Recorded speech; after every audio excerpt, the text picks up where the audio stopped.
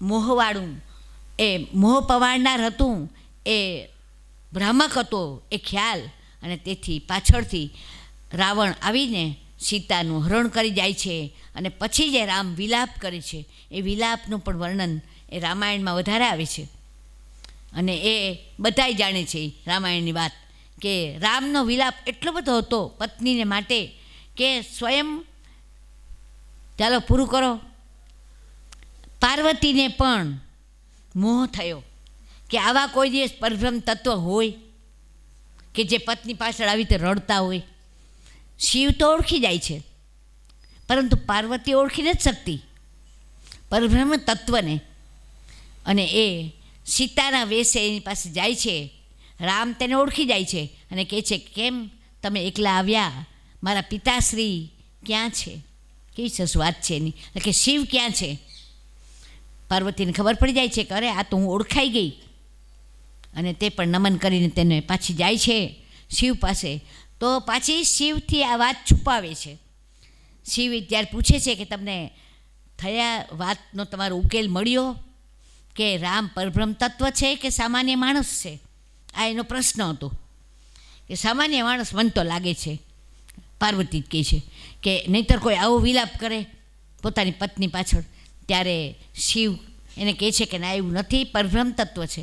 તો પણ પાર્વતી માનતી નથી. જે શિવ તત્વને અવગણે ને તેને આવી જ દશા થાય. શિવ તત્વ આપણામાં રહેલા જ્ઞાનને કદી પણ ઉવેખવું ન જોઈએ. આપણે થોડા દિવસ પછી કથા પૂરી થશે, પણ આ બધી જ વાતનું મનન કરવાનું છે. પાછું ભૂલીને જ જવાનું. આ કથા ભૂલી જાય તો અર્થ નથી કંઈ. કથા પરિણામલક્ષી હોવી જોઈએ એમ તમને પહેલે જ દિવસે કહેવામાં આવ્યું છે.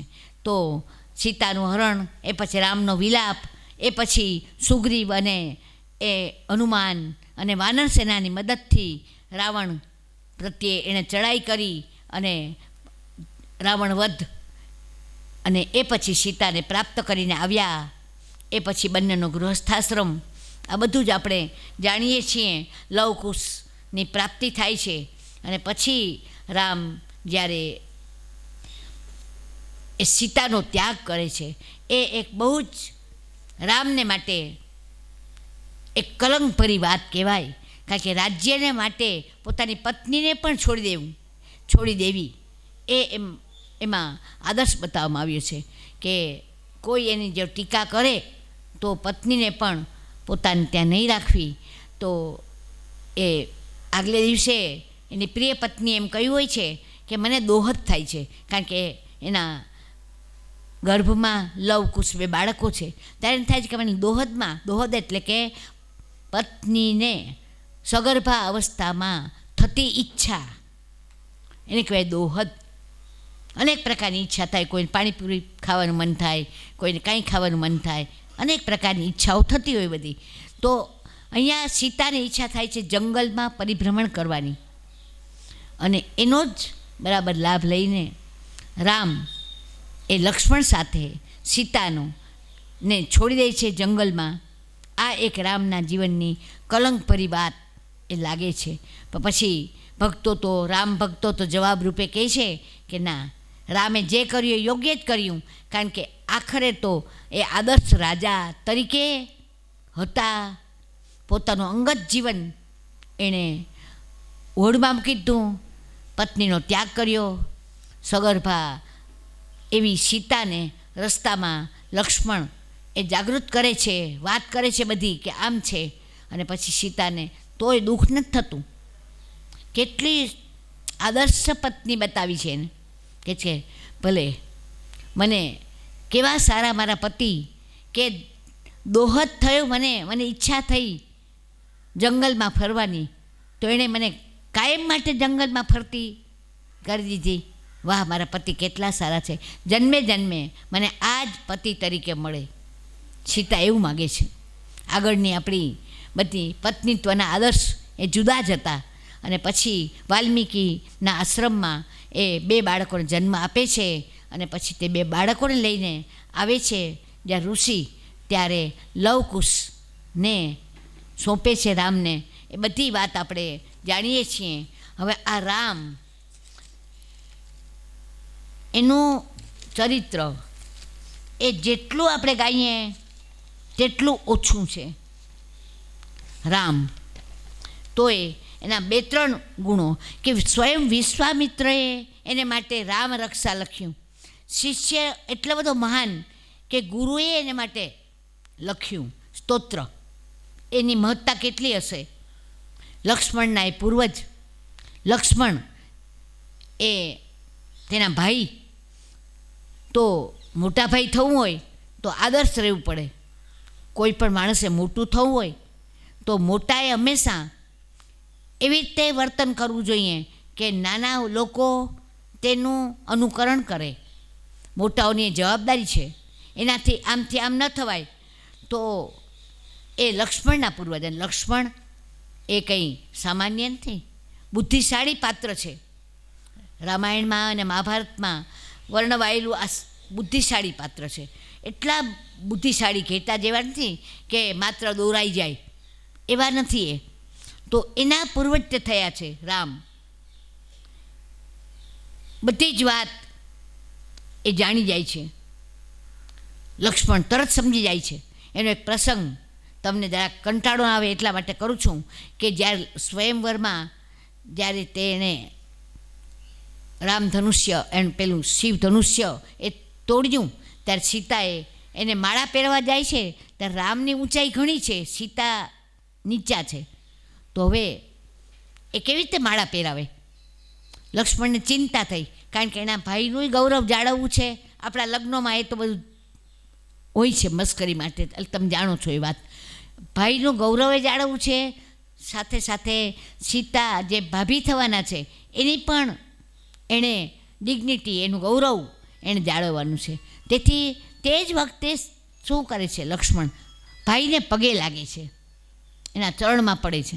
એટલે પોતાના ભાઈને ઉઠાવવા માટે પણ રામ નીચા થાય, અને તે વખતે સીતા એને વરમાળા પહેરાવી દે છે. એટલે ભાઈનું ગૌરવ જળવાયું અને ભાભીનું ગૌરવ જળવાયું. આટલા બુદ્ધિશાળી છે તે, એવું વર્ણન મળે છે. તો આવા આ લક્ષ્મણ એના પૂર્વજ છે રામ.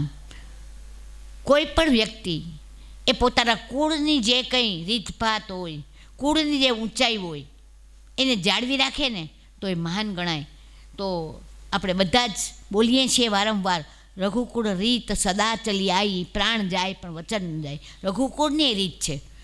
રઘુએ જ્યારે દિલીપે જ્યારે રઘુકુળમાં થયેલા દિલીપે જ્યારે દાન સર્વસ્વ એનું ગયું હતું, ત્યારે કુબેર પાસેથી ઉછીના માગીને પણ એણે દાન ધર્મ પોતાનો પૂરો કર્યો. રઘુકુળની આ રીત હતી. તો એક વખત વચન આપ્યું એટલે એણે પાડ્યું જ, દશરથે પાડ્યું જ. અને કૈકેયીને વરદાન આપ્યા હતા એણે યુદ્ધમાં, તો એણે પૂરા કર્યા બંને વરદાન. દશરથે પૂરા કર્યા અને રામે પણ કર્યા. રામ પણ વનમાં ગયા પિતા ખાતર. તો પોતાના કુળની ઊંચાઈ એણે જાળવી રાખી છે. એમના એક એ તો મેં તમને કહ્યું કે એક પત્ની, એક બાણ, એક વચન એ બહુ નોંધપાત્ર થયા છે. તે પ્રિય પતિ પણ થવા પ્રયત્ન કરે છે, પ્રિય રાજા પણ થવા પ્રયત્ન કરે છે. રામ કૃપા જેના પર હોય ને એનો કોઈ દિવસ પરાભવ ન થાય, એવું તુલસીદાસે કહ્યું છે કે જીતને તારે ગગન મેં ઉતને શત્રુ હોય, જીતને તારે ગગન મેં ઉતને શત્રુ હોય, પણ કૃપા રઘુનાથની તો બાલ ન બાંકો હોય. આપણે રામની કૃપા પ્રાપ્ત કરીએ, રામ સ્તુતિ કરીએ તો આપણે કંઈ જ થતું નથી. રામ એ કદી પણ પોતાનું અપમાન સહન કરે પણ પોતાના ભક્તનું અપમાન સહન કરતા નથી. એને માટે દાખલો હવે નથી આપતી હું તમને. રામ રક્ષા સ્તોત્ર એ બહુ સરસ છે સ્તોત્ર. આપણે ત્યાં ચૈતમ રઘુનાથસ્ય શતકોટી પ્રવિસ્તરમ એમ કરી અને એકમ અક્ષરમ એમાં વિશ્વામિત્રએ લખ્યું છે. બુદ્ધ કૌશિક એનું બીજું જ નામ છે. બુદ્ધ કૌશિકે રામ રક્ષા સ્તોત્ર લખ્યું છે. એમ કહેવામાં આવે છે, કારણ કે નીચે નામ છે તેનું. પણ બુદ્ધ કૌશિકે વિશ્વામિત્ર જ, બીજું કોઈ નહીં. એ કહે કે એક એકમ અક્ષરમ પુંસામ મહાપાતક નાશનમ. રામ રક્ષાનો એક એક અક્ષર એ માણસના પાપને દૂર કરનાર છે. આવા આ રામ બહુ જ પ્રેમાળ છે, કરુણાના સાગર છે.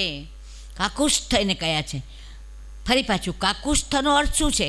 તો કે કકુસ્થ એ પુરંજય એક રાજા થયો રામના જ કુળમાં, એટલે કે એનો વડીલ પહેલાં થયેલો છે એનો.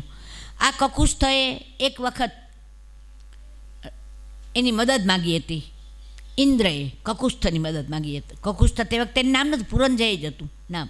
પણ એણે એવી શરત કરી ઇન્દ્રની પાસે કે તું આખલો થઈને જો મને બેસીને જો તું લડાઈ કરે ને તો હું તને મદદ કરું. તો ઇન્દ્રને આખલો બનાવી દીધો એણે. પુરંજય જે રામનો વડીલ છે, એટલે એના પૂર્વજકાળમાં થયો છે. અને ત્યારથી પુરંજયનું આ કુળ, એટલે કે રઘુકુળ, એને કાકુસ્થ કુળ કહેવાયું. તો રામ કાકુસ્થ કુળના છે, કે જે ઇન્દ્રને પણ નમાવનાર એવું આ કુળ છે. લક્ષ્મણના ચારિત્રની એક વખત તે પરીક્ષા કરે છે. લક્ષ્મણ ઉત્તીર્ણ થાય છે, પછી તો લક્ષ્મણને પગે પડે છે. નાનો ભાઈ હોવા છતાં પણ તે પગે પડે છે. ઈક્ષ્વાકુ કુળનો ગૌરવ કહે છે. એનામાં જરા પણ અહંકાર નથી. રામમાં નમ્રતાથી તે ભરેલા છે. સતત સૂર્ય જેવા કર્મયોગી એને કયા છે. કેટલી અગવડો વેઠીને જેમ સૂર્ય એ આકાશમાં એ પરિભ્રમણ કરે છે, એવી રીતે રામે પણ અનેક અગવડ વેઠી છે જીતવા માટે, રાવણને જીતવા માટે. રાવણ એ સામાન્ય માણસ નહોતો, બહુ જ પરાક્રમી એવો શત્રુ હતો. રામની પાસે એના મદદનીશ કોણ? તો કે એના બધા વાંદરાઓ, બધા વાનરો એમના મદદનીશ. અને બહુ જ ઓછી એવી સાધન સામગ્રી, કારણ કે એ લોકો લંકામાં ગયા હતા સમુદ્ર ઉપર સેતુ બાંધીને. તો ઓછી સામગ્રીથી પણ આખરે રાવણ પર વિજય મેળવ્યો. એવા આ રામ વિપ્રપ્રિય છે, એને બ્રાહ્મણો બહુ વાલા છે. વિશ્વામિત્રને તે બહુ જ માન આપે છે. રામ એટલે સાક્ષાત ધર્મ, ધર્મ એટલે જ રામ. એમ આપણે કહી શકીએ. પ્રશાંત છે, તે સત્યના પ્રણેતા છે. પ્રશાંત શબ્દ બહુ સરસ છે, કે ગમે તેટલા ક્રોધના સંજોગો એકઠા થાય તો પણ ક્રોધ ન આવે, એવી વ્યક્તિને પ્રશાંત કહેવામાં આવે. તો રામ એ પ્રશાંત છે, લોકાભિરામ છે, એટલે કે લોકોને બહુ પ્રિય છે.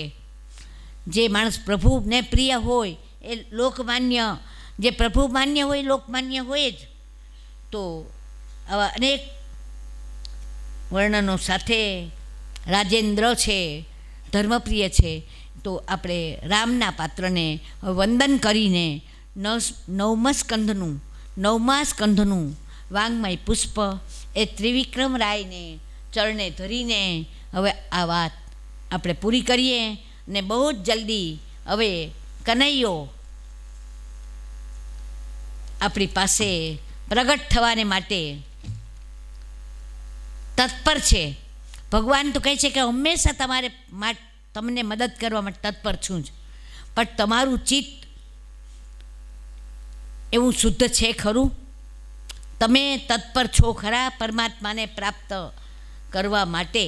એ આપણને પૂછવાનો પ્રશ્ન છે. દરેકે પોતાની જાતને પૂછવાનો પ્રશ્ન છે. 10મો સ્કંદ એમાં પ્રવેશ કરતાં પહેલાં આપણે ભગવાનની કોઈક એવી સ્તુતિ કરીએ કે જેથી ભગવાન આપણી પાસે જલ્દી આવે.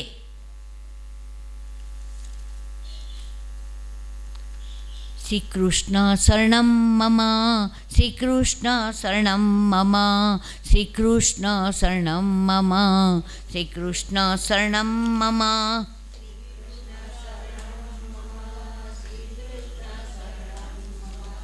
શ્રી કૃષ્ણ શરણમ મમ, શ્રી કૃષ્ણ શરણમ મમ. ગઈકાલે કહ્યું હતું કે તાળી પાડીને કોણ ન બોલે અને ભગવત નામ કોણ ન બોલે? તો કે સબ યાત્રા જ્યારે નીકળે ત્યારે બધા રામ બોલો ભાઈ રામ બોલતા હોય. તો એક જણે કહ્યું કે આ કેમ નથી બોલતું? તો કે મળદું છે એ થોડું બોલે, કંઈ પેલું સબ થોડું બોલે. તો સબ હોય એ જ રામ નામ ન બોલે, બાકી બધા જ બોલે. તો આપણે હવે કૃષ્ણનું આહ્વાન કરવાનું છે. શ્રી કૃષ્ણ શરણમ મમ, શ્રી કૃષ્ણ શરણમ મમ, શ્રી કૃષ્ણ શરણમ મમ, શ્રી કૃષ્ણ શરણમ મમ, શ્રી કૃષ્ણ શરણમ મમ, શ્રી કૃષ્ણ શરણમ મમ, શ્રી કૃષ્ણ શરણમ મમ, શ્રી કૃષ્ણ શરણમ મમ. કદંબ કેરી ડાળીઓ બોલે શ્રી કૃષ્ણ શરણમ મમ, શ્રી કૃષ્ણ શરણમ મમ, શ્રી કૃષ્ણ શરણમ મમ. જોશી પરિવાર નાચે ગાયે શ્રી કૃષ્ણ શરણમ મમ, શ્રી કૃષ્ણ શરણમ મમ, શ્રી કૃષ્ણ શરણમ મમ. ત્રિવિક્રમ રાયનું મંદિર ગાજે શ્રી કૃષ્ણ શરણમ મમ, શ્રી કૃષ્ણ શરણમ મમ, શ્રી કૃષ્ણ શરણમ મમ. તળાવ કેળી પાડો બોલે શ્રી કૃષ્ણ શરણમ મમ, શ્રી કૃષ્ણ શરણમ મમ, શ્રી કૃષ્ણ શરણમ મમ. મંદિર કેરા વૃક્ષો બોલે શ્રી કૃષ્ણ શરણમ મમ, શ્રી કૃષ્ણ શરણમ મમ, શ્રી કૃષ્ણ શરણમ મમ. આણંદા બાવાનો ચકલો બોલે શ્રી કૃષ્ણ શરણમ મમ, શ્રી કૃષ્ણ શરણમ મમ, જય શ્રી કૃષ્ણ શરણમ મમ. પુષ્ટિ માર્ગીય વૈષ્ણવ બોલે શ્રી કૃષ્ણ શરણમ મમ, શ્રી કૃષ્ણ શરણમ મમ, જય શ્રી કૃષ્ણ શરણમ મમ. પાંજરા પોળની ગાયો બોલે શ્રી કૃષ્ણ શરણમ મમ, શ્રી કૃષ્ણ શરણમ મમ, જય શ્રી કૃષ્ણ શરણમ મમ. જામનગરની રચકણો બોલે શ્રી કૃષ્ણ શરણમ મમ, શ્રી કૃષ્ણ શરણમ મમ, જય શ્રી કૃષ્ણ શરણમ મમ. ત્રિવિક્રમ રાયનું મંદિર ગાજે શ્રી કૃષ્ણ શરણમ મમ, બોલો તો શ્રી ખરા, કૃષ્ણ છેલ્લું તો શરણમ મમ, શ્રી કૃષ્ણ શરણમ મમ. કૃષ્ણને આપણે આહ્વાન કરીએ છીએ આપણા હૃદયના ભાવથી. ભગવાન માત્ર ભાવના ભૂખ્યા છે. આજે આપણે આજ આ બધી કથામાં આપણે જોયું કે ભગવાનને બીજું કંઈ જોઈતું નથી, માત્ર જોઈએ છે આપણું મન. ભગવાન પાસે 56 ભોગ પણ છે, ભગવાન પાસે ત્રિભુવનનું સામ્રાજ્ય છે, પણ ભાવ દારિદ્ર્ય, સંવેદના શૂન્યતા જેવી દરિદ્રતા બીજી કોઈ નથી.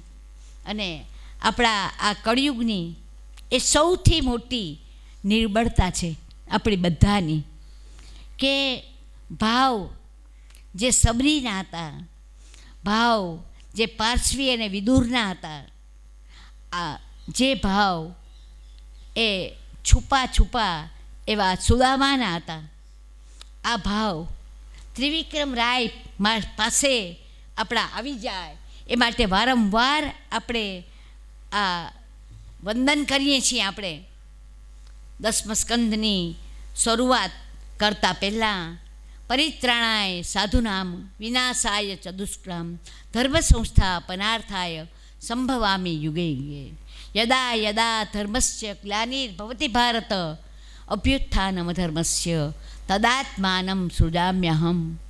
ભગવાન દ્વારકાનાથે ભગવદ્ ગીતામાં આ પ્રતિજ્ઞાપૂર્વક કહેલું છે, પ્રતિજ્ઞા લીધી છે. ને સામાન્ય માણસ પણ જો પ્રતિજ્ઞા લઈને તો એ પાડે જ છે. પેલું છે ને સંસ્કૃતમાં કે વિશેષ માણસનું એ વાતમાં લીલા માત્રમાં બોલાયેલું પણ પથ્થરમાં લખેલા અક્ષર જેવું હોય છે, અને દુષ્ટ માણસનું શપથપૂર્વક બોલાયેલું વચન પણ પાણીમાં લખેલા અક્ષર જેવું હોય છે. પણ આ તો પરમાત્મા દેવાથી દેવ કૃષ્ણ કનૈયો આપણો અને એણે વચન આપ્યું છે કે જ્યારે જ્યારે આ પૃથ્વી પર સજ્જનોને હેરાન કરવામાં આવશે, દુષ્ટોનું જોર વધી જશે, ત્યારે હું ચોક્કસ આવીશ.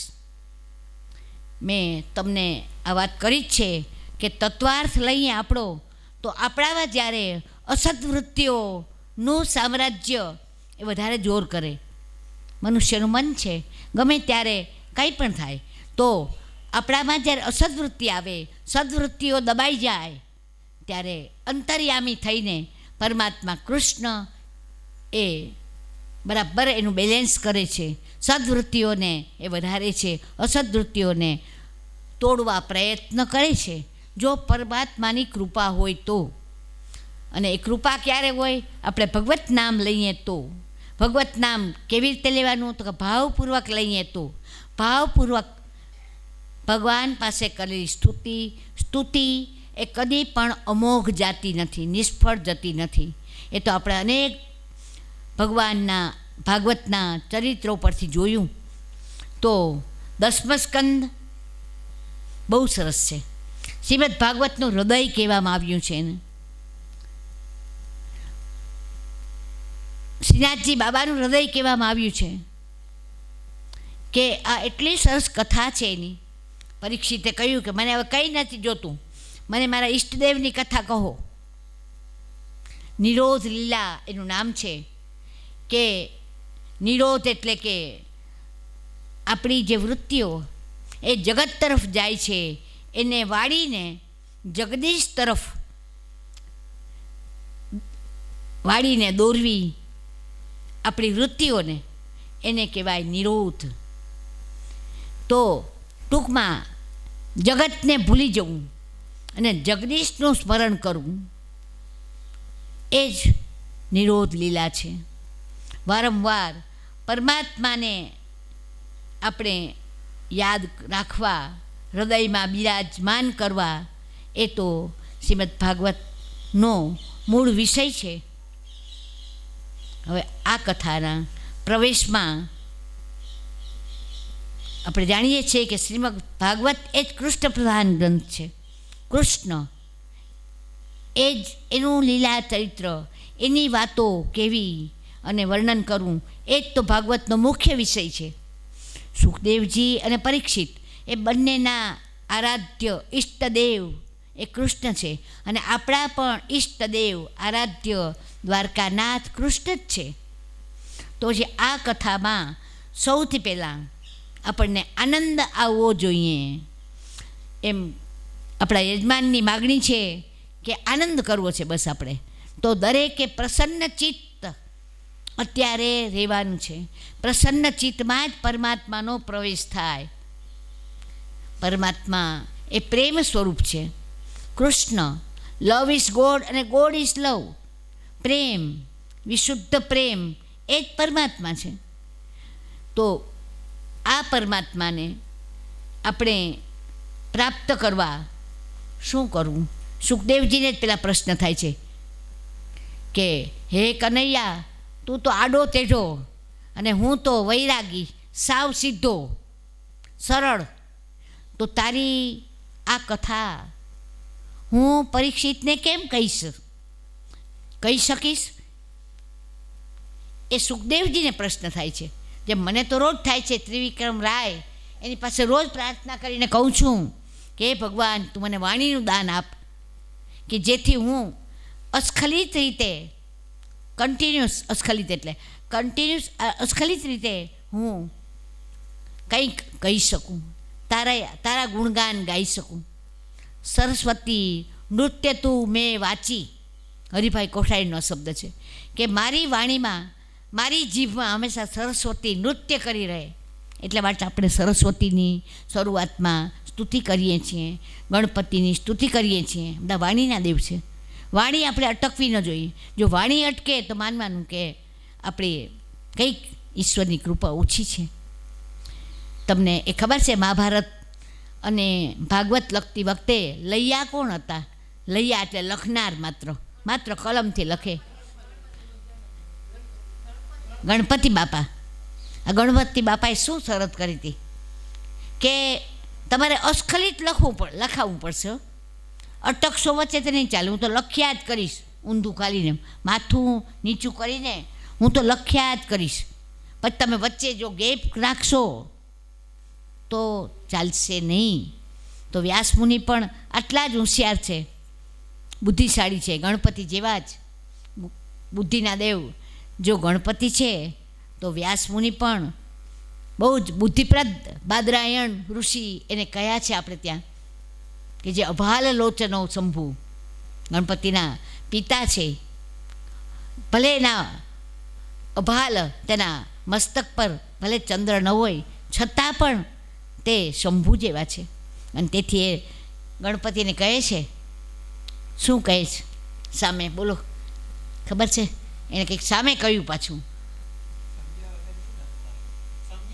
હા તું જે લખે સમજીને લખજે, માત્ર લખ્યા ને. એટલે એને ખબર છે કે જેવો કંઈ એવો શ્લોક આવી જાય અને ગણપતિ સમજવાનો પ્રયત્ન કરે એ દરમિયાન હું બીજો વિચાર કરી લઉં આગળ.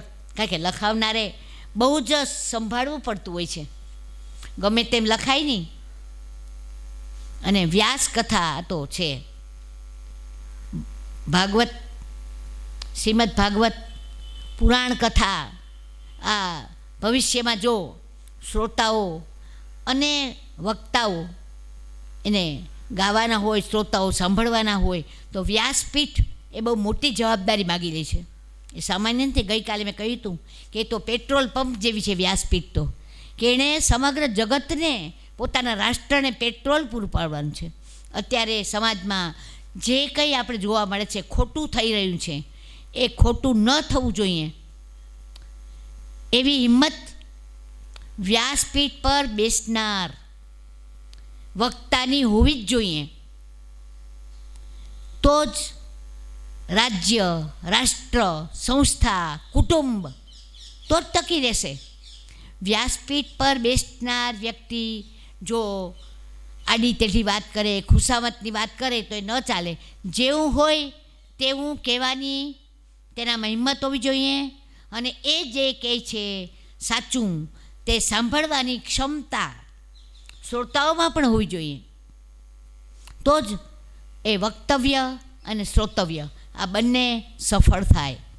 તો ગણપતિએ કહ્યું, શરત મૂકી કે હું અસ્ખલિત અટક્યા વિના લખીશ. તો સામે વ્યાસે શરત મૂકી કે જે લખ તે સમજીને લખજે ભાઈ. અને જેવો એ સમજવા જાય વચ્ચે એવો કૂટ પ્રશ્ન મૂકી દે, કંઈક કૂટ શ્લોકો પર લાવી હતી પણ ટાઈમ નથી, આપણે નથી કરતી. તો એ ગણપતિ સમજવા જાય એટલી વારમાં વ્યાસ એ આગળનું વિચારી લે. કેટલી સરસા વાત છે. તો 10મા સ્કંદમાં સુખદેવજી જેવા સુખદેવજીને પ્રેમ થાય છે કે હું કૃષ્ણ ચરિત એ અસ્ખલિત રીતે કનૈયાની આ વાત, લાલાની આ વાત હું ભાવપૂર્વક નહીં કહી શકું. તો સુખદેવજીને એમ થાય તો મારા જેવાને તો ગજું જ નથી, માટે જે કંઈ હોય માફ કરજો, વલ્લભ વાણી છે એને તમે સ્વીકારજો, પણ જે કંઈ ભૂલ થાય એ મારી પોતાની વાણી છે એમ કરીને માફ કરજો. તો અહીં સુખદેવજી જ્યારે કનૈયાને એમ કહે તું તો ટાઢો, તું તો ટેઢો, વાંકો, વાંકે બિહારી છો, બધી રીતે વાંકો, તારા ચરણ પણ તું વાંકા રાખીને જ ઊભેલો છે, તારો વદન પણ વાંકું, તે બંસી ધારણ કરી છે એ પણ વાંકી થોડી, તારો મુગટ પણ થોડો વાંકો, અને હું તો સુખદેવ એ સાવ સીધો. તો હે પરમાત્મા, તું મારા હૃદયમાં બેસી જા ને અને તું જ લખાવ ને. અને એમ ભક્તો કહે છે કે પરમાત્માએ સ્વયં સુખના હૃદયમાં બેસીને આ 10મા સ્કંદ લખાવ્યો છે. 10મા સ્કંદ એ સ્વયં કાનુડાએ પોતે લખાવેલો, સ્વમુખે પોતે પોતાની લીલા ગાઈ છે. અને એટલા માટે મીઠી લાગે છે એ લીલાઓ બધી. કનૈયાએ પોતે પોતાની લીલા સ્વયં ગાઈ છે સુખના હૃદયમાં બેસીને. બહુ સરસ છે 10મા સ્કંદ.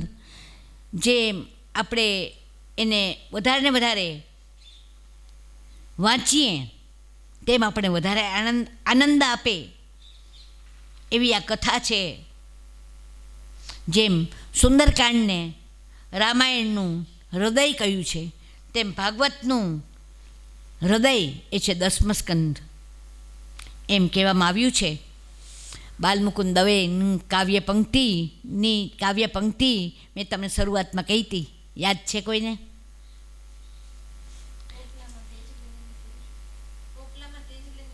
ના, એ મનોજ ખંડેરિયાની છે એ ગઝલ.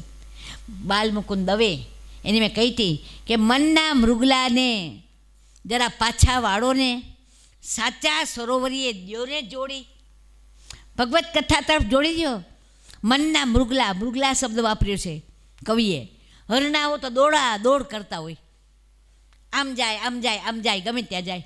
આપણું મન પણ મુંબઈની અનેક વિટંબણાઓમાં દોડી જાય, પરંતુ કવિ શું કહે છે કે આ હરણને, મનરૂપી હરણને તમે પાછું વાળી લ્યો અને સાચું સરોવર એના તરફ જોડી દો ને.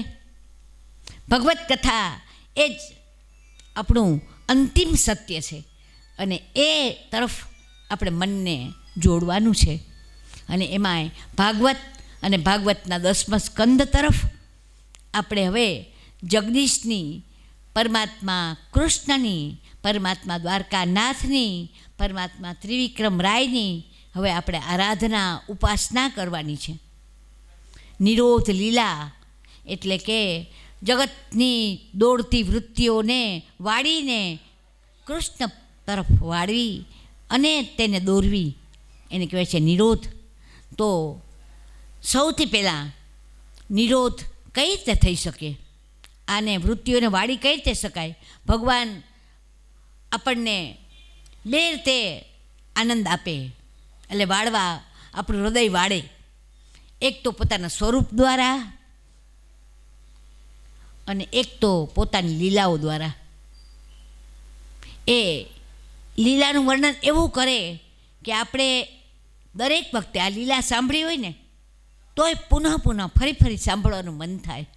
અને સ્વરૂપ પણ ભગવાનનું એટલું મોહક હોય કે આપણે તેના દર્શન કરતાં થાકીએ જ નહીં. આપણે સાચા ભાવથી એના દર્શન કરીએ. જગન્નાથના મંદિરમાં જ્યારે ચૈતન્ય મહાપ્રભુ જતા દર્શન કરવા, મંદિરોના તીર્થસ્થાનોના મંદિરોમાં બહુ જ ભીડ હોય છે. તમે બધા જાણો છો, દ્વારકાનો અનુભવ થશે તમને દ્વારકા જશો ત્યારે કે કેટલી બધી ભીડ હોય. તો પણ ભગવાનનું સ્વરૂપ એવું સરસ હોય કે આપણે એમ થાય દર્શન કર્યા જ કરીએ.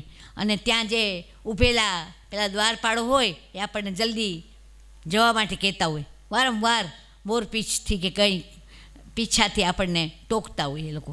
ત્યારે આપણને એમ થાય કે અરે અમે આવ્યા છીએ જે કષ્ટ લઈને, જે કલાકો અમે વિતાવ્યા છે, એટલી ક્ષણ, એટલી મિનિટો તો આપો ભગવાનને નિરખવા માટે. પણ એ લોકોએ શું કરે? કારણ કે ભગવાનના મંદિરમાં ભીડ જ એટલી હોય કે પાછળના ને પણ દર્શન તો થવા જોઈએ ને. તો ચૈતન્ય મહાપ્રભુ જ્યારે જગન્નાથના મંદિરમાં જતા ને દર્શન કરવા, ત્યારે એના સ્વરૂપમાં એવા ખોવાઈ જતા કે એના સ્વરૂપનું દર્શન કરતાં કરતાં તે ઢળી પડતા, એ બેહોશ થઈ જતા. પછી તો તમે જાણો છો જે મુંબઈમાં કેમ લોકલ ટ્રેનમાં કોઈ પડી જાય ને ચડતા તો લોકો એને ઊંચકીને બાજુમાં ના મૂકે, એના ઉપર ચડીને સીડી બનાવે અને એના ઉપર ચડીને એ ડબ્બામાં ચડે. લોકોને તો અત્યારે દર્શન કરવા છે. તો એક ડોશીમાને એમ થયું કે આ મને દેખાતા નથી ભગવાન, તો ડોશીમા એ ચૈતન્ય મહાપ્રભુજીના દેહ પર ચડી ગયા અને પછી એને દર્શન કર્યા. તો પણ બેહોશીમાં ચૈતન્ય મહાપ્રભુને કંઈ ખબર નથી પડી. અને પછી એને જ્યારે હોશમાં આવ્યા ને ત્યારે એણે કહ્યું કોઈ એને કે આવી રીતે ડોશીમાએ દર્શન કર્યા છે. તો એટલા ખુશ થયા, ગુસ્સે થવાને બદલે, કે એણે ડોશીમાને શોધ્યા આવી ભીડમાંથી અને એને વંદન કર્યા. તમે આજે મારા શરીરનો ઉપયોગ ભગવાનના દર્શન માટે કર્યો, કેટલી સરસ વાત છે આ. ખરેખર આપણે મનુષ્ય શરીર મળ્યું છે ને એ ભગવાનને માટે, ભગવાનની ઈશ્વરની પ્રાપ્તિ કરવા માટે જ મળ્યું છે. ગઈકાલે એ વાત કરી હતી તમારી પાસે કે આપણા કાન એ સતત ભગવત નામને સાંભળે, આપણી જીભ એ ભગવતના ગુણગાન ગાય, ભગવાનના ગુણગાન ગાય, આપણા હાથ એ ભગવાનની સેવા કરે, આપણા પગ ભગવાનના તીર્થધામોની યાત્રા કરે, આપણા હૃદયમાં સતત ભગવાનનું સ્મરણ રહે. એટલા માટે જ ભગવાને મનુષ્ય શરીર આપ્યું છે. બીજા કોઈ શરીરમાં આવી સગવડ નથી. સ્મરણ શક્તિ, કાર્યશક્તિ આવી નથી. ભોગ શક્તિ તો બધાયમાં છે. બીજી કોઈ પણ પરમાત્માએ બનાવેલી સૃષ્ટિમાં આપણો જન્મ થાય તો ભોગ તો મળે જ, પણ ભગવત નામ કરવા લેવાનું વિવેકનો વિચાર એ માત્ર મનુષ્યમાં જ આવે. તો પછી શા માટે આપણે આ માંડ મળેલો 84 લાખ ફર્યા પછી માંડ એક વખત મળે છે મનુષ્યનો અવતાર, તો આપણે શા માટે આ દુર્લભ અવતારને ખોઈ નાખીએ છીએ? એ પણ મેં ગઈકાલે કહ્યું હતું કે મનુષ્ય જન્મ એ હીરા જેવું છે. કોઈ બાળકને કિંમતી હીરો આપવામાં આવે પણ એને કિંમત જ ન જાણતું હોય, એવું આપણે છે કે મનુષ્ય જન્મની આપણે કિંમત જ નથી. મનુષ્યત્વમ મુક્ષત્વમ મહાપુરુષ સંસર્ગ એ દુર્લભ છે, એમ શંકરાચાર્યએ વિવેક ચૂડામણીમાં કહ્યું છે કે એક તો આપણે મનુષ્ય તરીકે જન્મ્યા એ જ દુર્લભ, એમાં આપણને મોક્ષ પ્રાપ્તિની ઈચ્છા થાય એ જ દુર્લભ, અને એમાં પણ આપણે આવા ભગવતનો સત્સંગ કરીએ, ભગવત ગ્રંથનો, તો એ પણ દુર્લભ છે. તો આવા દુર્લભ એવા સ્થાનને મૂકીને, આ તત્વને મૂકીને આપણે શા માટે આપણા મનરૂપી હરણ એ બીજે દોડતા હોય? તો ફરીથી સાચા સરોવરે જો દ્યોને જોડી, કવિ વિનંતીથી કે દ્યોને જોડી, કેટલું સરસ છે. ને શબ્દ કેવી રીતે, અક્ષર કેવી રીતે વપરાયેલો છે કે આમ કરો ને ભાઈ, આમ તમે શું કામ, એમાં વિનંતી છે. તો ભગવાન લીલાઓ દ્વારા પણ આપણા મનને હરી લેશે. ભગવાન કૃષ્ણ, એનો અર્થ આપણે કર્યો છે કરસતી ઇતિ કૃષ્ણ, જે મનને ખેંચે છે એને કહેવાય કૃષ્ણ. અને પાપને પણ જે ખેંચે છે, આપણા મનમાં રહેલા પાપને ખેંચી લે છે, એને તો કૃષ્ણ કહેવાય છે. આકર્ષતી ઇતિ કૃષ્ણ, જે આપણને આકર્ષણ આપણા મનમાં પેદા કરે છે એ છે કૃષ્ણ. શ્યામ સ્વરૂપ છે એ છે કૃષ્ણ. ઘણા બધા અર્થ આપણે કૃષ્ણના કર્યા છીએ. તો ભગવાનની લીલાઓ આ 10મા સ્કંદમાં એવી વર્ણવાશે એક પછી એક કે આપણું મન એમાં પરોવાઈ જશે. જો આપણે સાચા ભક્તો હશું તો નિરોધનો એક અર્થ એકાગ્રતા પણ થાય છે. ભગવાનને પામવા એકાગ્રતા હોવી જોઈએ. એને માટે મેં આગળ રામની વાત કરતી વખતે કહ્યું કે चित्रकूट के घाट पर हुई संतन की भीड़, तुलसीदास चंदन घसे तिलक करे रघुवीर. રામને માટે એને ચંદન ઘસ્યું અને રામ એની પાસે પ્રત્યક્ષ આવી ગયા તો એને ભાન નથી. એટલી બધી એકાગ્રતા છે ચંદન ઘસવામાં, અને રામ પોતે જ એને એકાગ્રતા સમજી લે છે અને ચંદન પોતાની જાતે કરી લે છે. તો આપણે એવું એકાગ્ર મન ન આપીએ ભગવાનને, ત્રિવિક્રમ રાયને જેમ ગજેન્દ્રએ કમળ અર્પ્યું હતું, એમ આપણે પણ આપણું સુમન એટલે સરસ મજાનું મન પુષ્પ એ ભગવાનને ચરણે ધરીએ કે ભગવાન આપોઆપ જ એને ગ્રહણ કરી લે. આપણે કાંઈ જ કરવાની જરૂર ન પડે. એવું પ્રસન્ન ચિત્ત રાખીને આપણે આ વાતો બધી સમજવાની છે. ફરી પાછી એક જ વાત કે જગદીશને સ્મરણ રાખવું, જગદીશનું અને જગતની વાતો ભૂલી જવી, એ જ છે કૃષ્ણ કથાનો હેતુ. પરીક્ષિત કહે છે કે હવે તમે આડી અવળી વાત ન કરો, મારા ઈષ્ટદેવ કૃષ્ણની જ વાત કરો, કારણ કે મને એ વાત બહુ ગમે છે.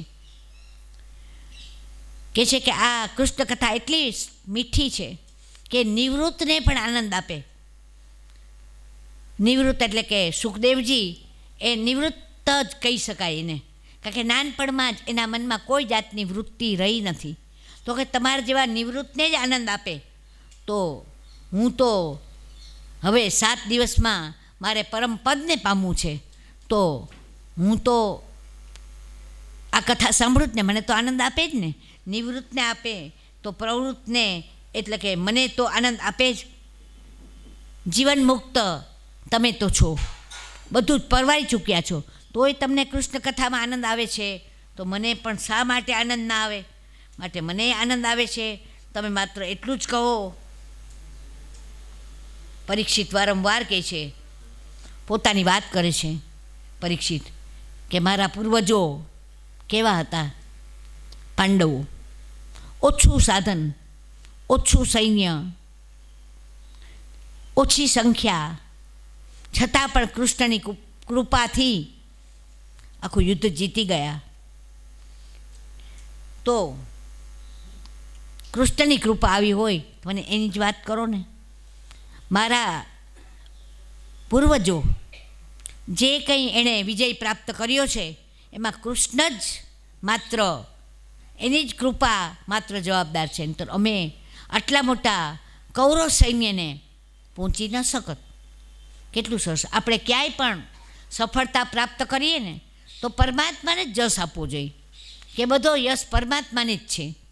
મેં જે કંઈ સત્કાર્ય કર્યું એનો યશ પણ પરમાત્માને જાય છે. મેં કંઈ દુન્યવી કાર્ય કર્યું એમાં મને સફળતા મળી, એ પણ ભગવાનની કૃપા જ છે. એક માણસ માંદો પડ્યો અને પછી સાજો થયો, ઓપરેશન કરીને સાજો થઈ ગયો.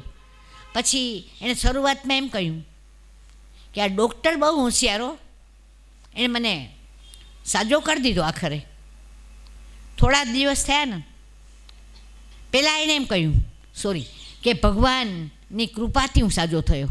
પછી એણે કહ્યું ડૉક્ટર બહુ હોશિયાર, એના જ સાજો થયો. પછી આગળ જતાં એણે એમ કહ્યું મારી પત્નીએ એવી સેવા કરી મારી ધ્યાનથી, એટલે હું સાજો થયો. પછી છેલ્લે થોડા દિવસ થયા તો કહે છે કે નહીં, એ તો મેં પરેજી બરાબર પાડી, ડૉક્ટરની દવા અને બધી વાતમાં મેં ધ્યાન રાખ્યું, તેથી હું સાજો થયો. પહેલાં કે પરમાત્માની કૃપા જ સાજો થયો. 100% જશ ભગવાનને આપ્યો હતો, પણ ધીમે ધીમે 50%, 25% કરતાં કરતાં બધો યશ પોતાના માર્ગ ઉપર લઈ લીધો. એ તો હું એવો ધ્યાનથી બધી પરેજી પાડતો હતો ને, મેં બધી કસરત કરી, મેં બધું કર્યું, માટે હું મારા પગ ચાલતા થયા. તો આ વાત ખોટી છે. ખરેખર તો પરમાત્માની કૃપા હોય ને તો જ માણસ એ સફળ થાય છે. નહીંતર એટલે કહેવત છે ને કે ભૂંજ્યો પાપડ પણ આપણે તોડી ન શકીએ. ભૂંજ્યો પાપડ એટલે કે શેકેલો પાપડ હોય ને તો આમ હાથ એટલે અડાડીએ ને તૂટી જાય, પણ આપણા હાથમાં જ લકવા થઈ જાય તો ઓચિંતા તો પાપડ ન ભાંગી શકાય આપણાથી. એક નાની ક્રિયા પણ પરમાત્માની કૃપા વિના કરી શકતા નથી આપણે. તો અહીંયા પરીક્ષિતે જે યશ આપ્યો છે બધો જ ભગવાનને ચરણે એણે ધર્યો છે. તો કહે છે કે એ તો બરાબર છે, પણ તું સાજો થયો એમાંય ભગત કૃપા છે. સુખદેવજી શ્રોતાની પરીક્ષા કરે છે.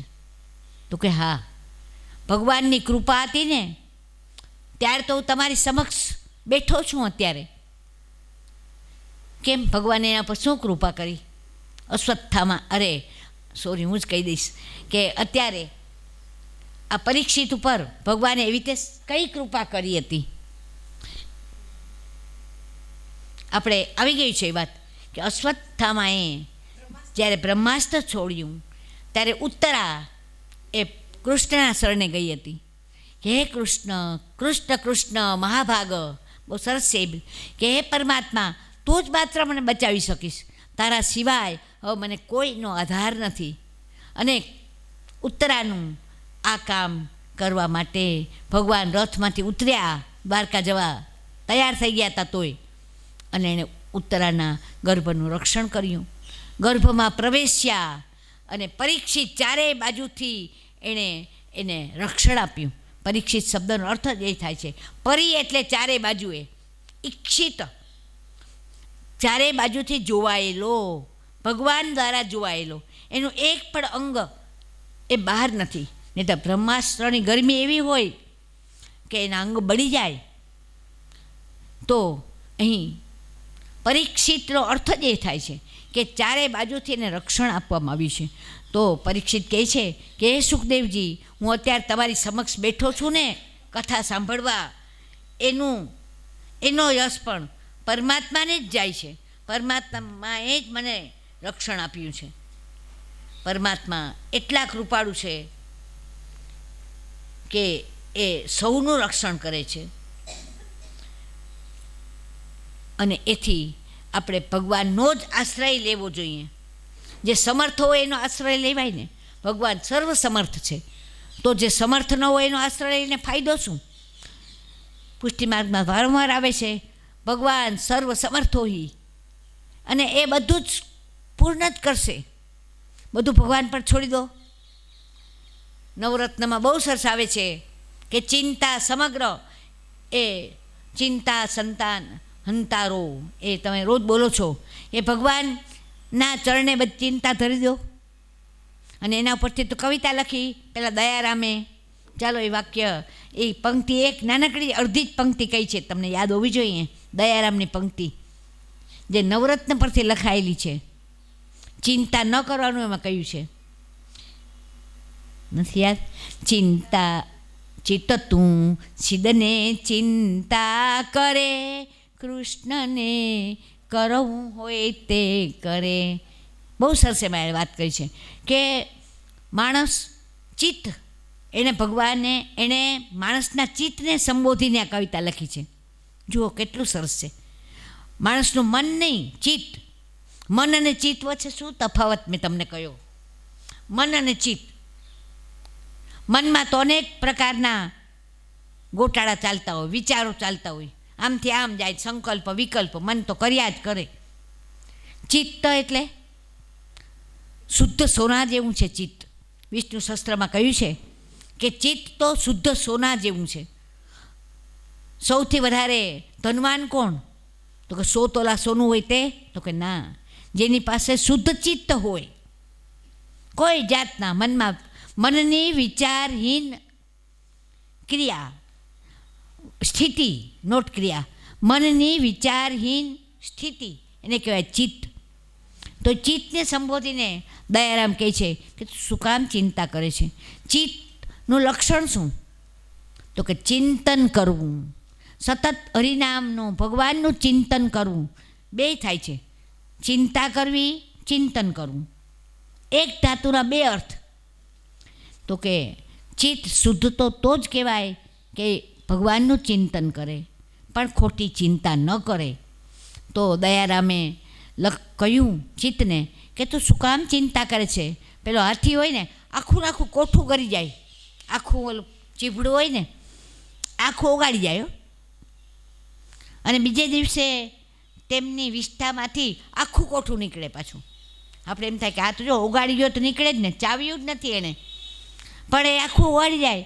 અને અંદર આપણે એ વિષ્ઠામાંથી જો એ કોઠાને એટલે કે એ ચીભડાને જોઈએ ને, તો અંદર બધું ખવાઈ ગયું હોય, પાછું અંદર બધું જ કોરાઈ ગયું હોય જ નહીં કંઈ. તો આ કોણ કરે છે? ઈશ્વર જ કરે છે. મેં આપણો જ દાખલો આપ્યો હતો કે તમે દાળ ભાત શાક રોટલીની 2 થાળી લ્યો, 2 થાળી તૈયાર કરાવો, એકમાં તમે જમો અને એક ડબ્બામાં નાખો. તો ડબ્બામાં નાખેલી આ ચીજ એ બીજે દિવસે સડી જશે. આપણે ખોલશું તો એકદમ અસહ્ય દુર્ગંધ આવશે. જ્યારે માણસે ખાધેલું આ અનાજ, અહમ વૈશ્વા નરો ભૂતવા પ્રાણીનામ દેહમાશ્રિતમ, એનો શું અર્થ થાય છે? એ જ થાય જ ને કે હું વૈશ્વાનર થઈને પ્રાણીઓના ચિત્તમાં પણ હું જ છું, હૃદયમાં રહું છું. અને પ્રાણાપાનમ સમાકૃત્વા પચામ્યનમ ચતુર્વિધમ, 4 પ્રકારના અનાજને 4 પ્રકાર મનુષ્ય ચાટીને ખાય કે ભાંગીને ખાય દાંતથી કે જે રીતે ખાય તે. તો બધા જ પ્રકારનું અનાજ હું પચાવી દઉં છું. અને એ તો જોઈએ જ છીએ આપણે કે બીજે દિવસે માણસ એકદમ ફ્રેશ લાગે, તાજગી ભર્યો લાગે. સરસ પૌષ્ટિક ખાધું હોય તો બીજે દી સરસ એનો ચહેરો લાગે, ઊંઘ આવી જાય એને સરસ મજાની. તો આ બધું કરનાર કોણ છે? ભગવાન જ છે.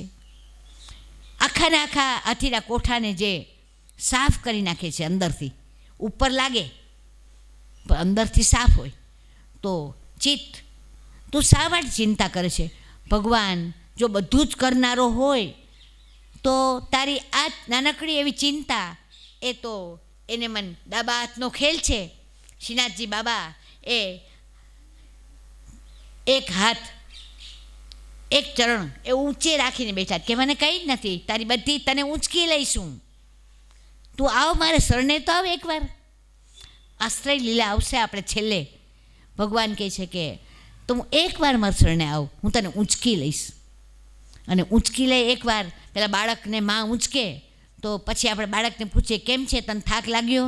તો મને થોડો લાગે થાક, મારી માએ મને ઊંચક્યો છે. તો માને પૂછો, તમે મને શું કામ પૂછો છો કે થાક લાગ્યો? એમ પરમાત્માને એકવાર આપણી ચિંતા આપી દીધી હોય તો બધી ચિંતા પરમાત્માને એ સોલ્વ કરવાની હોય. પછી આપણે એને માટે કંઈ કરવાનું નથી હોતું. પણ એટલે ટૂંકમાં ભગવાન એ શરણાગત વત્સલ છે. શરણાગત વત્સલ એટલે કે જીવનો ધર્મ છે ભગવાનને શરણે જવું, અને પરમાત્માનો ધર્મ છે શરણે આવેલાની રક્ષા કરવી. કેવા શરણાગત રક્ષક! આપણે જુઓ તમે કે એ જ્યારે કૃષ્ણ એ દ્વારકા જવા તૈયાર થઈ ગયા હતા, પરંતુ એ ઉત્તરાને કાજે પાછા ઉતર્યા. એ દ્વારકા જવા માટે તૈયાર થઈ ગયેલા પણ રથમાંથી ઉતર્યા કે નહીં, ઉત્તરા મારે શરણે આવી છે, મારે એનું રક્ષણ કરવું છે. પોતાનું કામ ન કરે, પોતાના શરણાગતનું કામ કરે. દાખલા તરીકે કુંતીના 5 બાળકને બચાવ્યા, પોતાની માતા દેવકીના 6 બાળક એણાઈ ગયા કંસ દ્વારા. કેમ? તો પહેલાં એણે પોતાના રક્ષણ કરવું જોઈએ ને, પછી પારકાની વાત. તો કે એ તો બધું માણસોને આપ્યું કે પેલા પોતાનું સાજું કરે પછી બીજાનું કરે. તો ભગવાન તો હંમેશા બીજાનું જ કાર્ય એ સંપૂર્ણ કરે છે, એટલે તેને શરણાગત કહેવાય છે. પાંડવોના વંશને બચાવ્યો અને પોતાના દેવકીના પુત્રો એટલે પોતાના ભાઈઓને એને નથી બચાવ્યા. આવા શરણાગત વત્સલ એવા ઈશ્વર, એવા પરમાત્મા છે. અને એની વાત આપણે આ 10મા સ્કંદમાં કરવાની છે. તો સુખદેવજી પરીક્ષિતને કહે છે કે બેટા હવે તું થોડું ખાઈ પી લે, આટલા બધા દિવસથી તું સાવ ભૂખ્યો બેઠો છે, તે જલપાન પણ નથી કર્યું.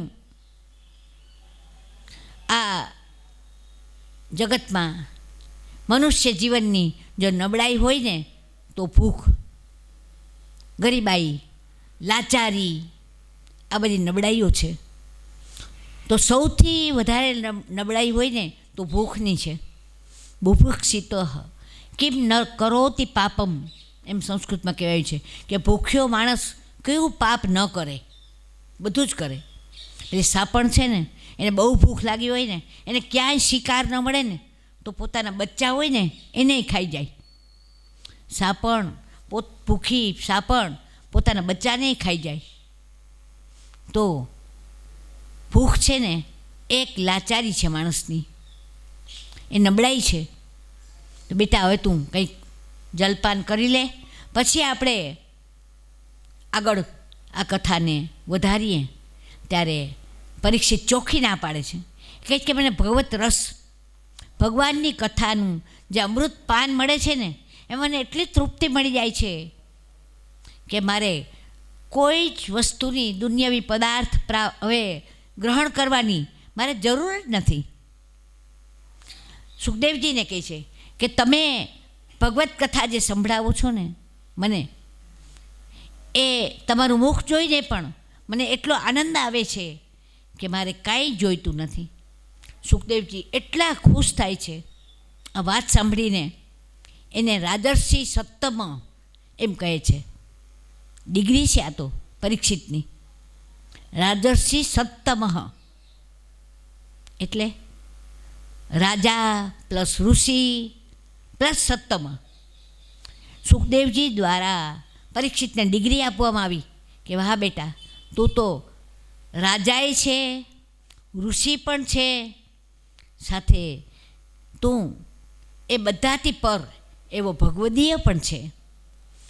રાજા હોય ને એ લૌકિક કાર્ય બધા કરે, પોતાના રાજ્યને સંભાળે, રાજ્યના જે કોઈ સદસ્યો હોય એનું ધ્યાન રાખે. આપણે બધા લૌકિક કાર્ય કરીએ, રસોઈ કરીએ અને બધું કામ કરીએ, એ લૌકિક કાર્ય થાય. સાથે વૈદિક કાર્ય કરીએ એટલે કે પ્રાર્થના પૂજા કરીએ, કંઈક સ્તુતિ પાઠ કરીએ, આ તો વૈદિક કાર્ય કહેવાય. પરંતુ એ સાથે આપણે એ કરતાં કરતાં ભગવત કાર્ય કરીએ ને ભગવદીય કાર્ય તો આપણે ઉત્તમ ગણાય. તો ભગવદીય કાર્ય એટલે કયું? તો કે ભગવાનને, ઠાકોરજીને આપણા ઘરમાં પધરાવીએ, એની સેવા કરીએ, મન પરોવીને ભગવાન ઠાકોરજીને ભોગ ધરાવીએ, એની આરતી વગેરે કરીએ, એની સાથે વાતો કરીએ, જે વૈષ્ણવો કરે છે. આ ભગવતીય ધર્મ એ પણ પરીક્ષિત પાડે છે. અને તો જ એને અત્યારે કંઈ ભૂખ તરસ કોઈ સતાવતા નથી. ભગવદીઓ ત્યારે વૈષ્ણવો છે ને ભગવાનની સેવા કરતા હોય ને ત્યારે કોઈ દિવસ એવું વિચારે નહીં કે આ જલેબી ભગવાનને ધરી છે એ કેવી હશે. કે છે નહીં, આપણે પુષ્ટિ માર્ગમાં તો ભગવાનને ધરવાની જે ચીજ હોય એના વિશે કદી પણ પોતે મનમાં ભાવ કરવાનો જ નહીં. સરસ છે વાત. ભગવાનને સમર્પણ કરવામાં આવેલી વસ્તુ એ ભગવાન માટે જ છે.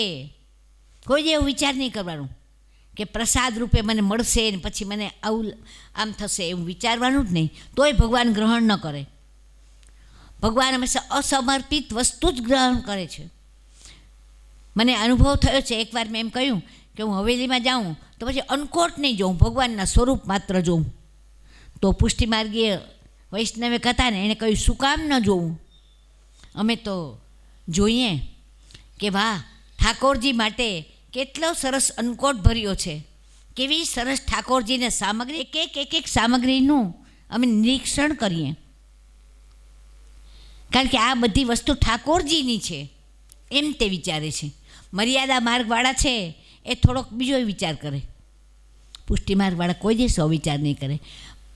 આ જગત સમગ્ર જે કંઈ છે એ બધું ઠાકોરજીનું છે એવું વિચારે. તો અહીંયા સુખદેવજી એ જ્યારે ભગવત કથા એ સાંભળે છે ત્યારે એવું જ વિચારે છે કે ઠાકોરજી એ જ સર્વસ્વ, એને ભૂખ તરસ કાંઈ સતાવતા નથી.